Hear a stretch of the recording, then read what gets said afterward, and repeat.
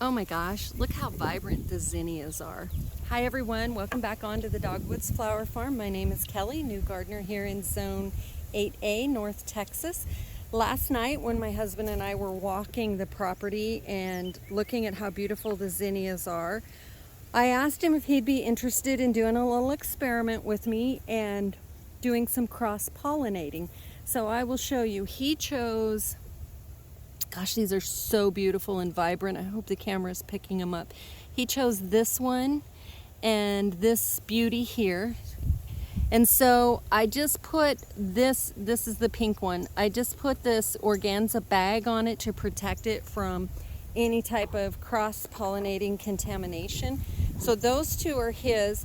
I will link this video that, next year, because this is going to be a whole year process. And I do understand that when you're breeding flowers that it actually takes years to get the color that you want. This is just a fun experiment that we're going to try.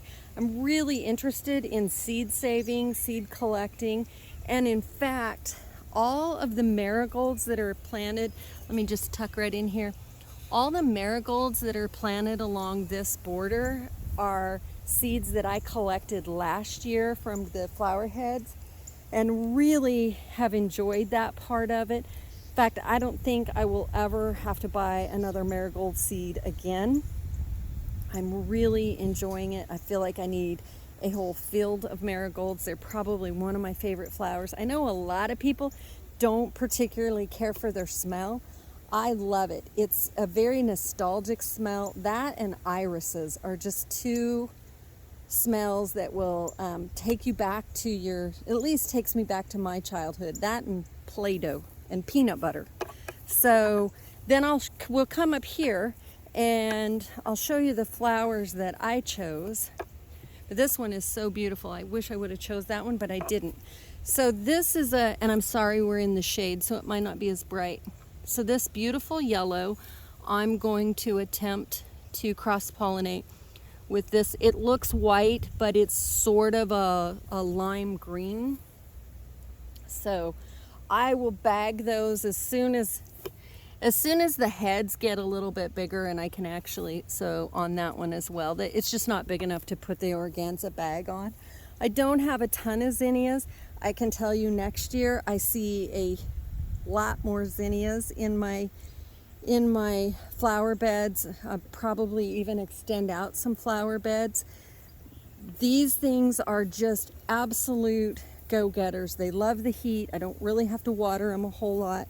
I have been very pleasantly surprised. So count me in on the zinnia bandwagon, because you just can't hardly beat them. I'm going to walk around here too, and I'll show you. Oh, first let me show you what else we've done with the organza bags. We have some peach trees out here. Let me show you what we've done with those to try and protect them. When we bought the property, there were actually two very, very old peach trees. Sadly, we had to cut them down. This is one that we had to cut down, but we have this little guy here. When you garden in a place like North Texas, the insect pressure is off the charts. Off the charts is what I'm trying to say. Sorry for my stuttering. But I wanted to protect the peaches. They're coming along. I think these are probably going to be later blooming peaches. But, we wanted to protect them from the worms. And then this is our newest one. We just added this year. I doubt we'll get peaches off of them. And see, we've already got issues.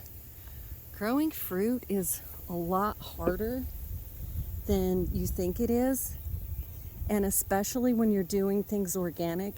My husband and I, sometimes I'll complain and say, oh, this organic fruit is so expensive, or organic produce in general. But now we kind of understand why it's so expensive, because it's actually very difficult to grow. Now this one, let me back up.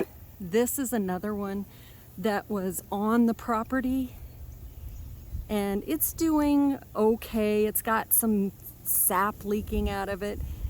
So we've had to put the BT on it to try and kill whatever it is that's growing in it. But, we'll see what happens. We're most excited about this little guy up here because the peaches are the further along than any of the others, and they're looking good. The tree itself doesn't look that great, but the peaches are hanging in there. And then up here is where that other peach tree was. It was sad to cut them down because they were really old, but they just wouldn't produce peaches. So here's where the other one was. And peaches, you do need 2 trees for them to pollinate. So I hope to add more peaches. We'll see what happens, but I want to show you also the marigolds. Love marigolds. Just would love to have a whole field of them. So these guys, aren't they beautiful? These guys are all ones that I collected. Let's get these orange ones that I collected last year. I just could imagine a whole field of them. And then in the flower, in the tomato bed, these guys came up voluntarily. So as did these here. I don't know why marigolds aren't very popular. Maybe I'll start a trend and bring back the marigold. Anyway, hope y'all have a great day. Thank you for letting me sharing.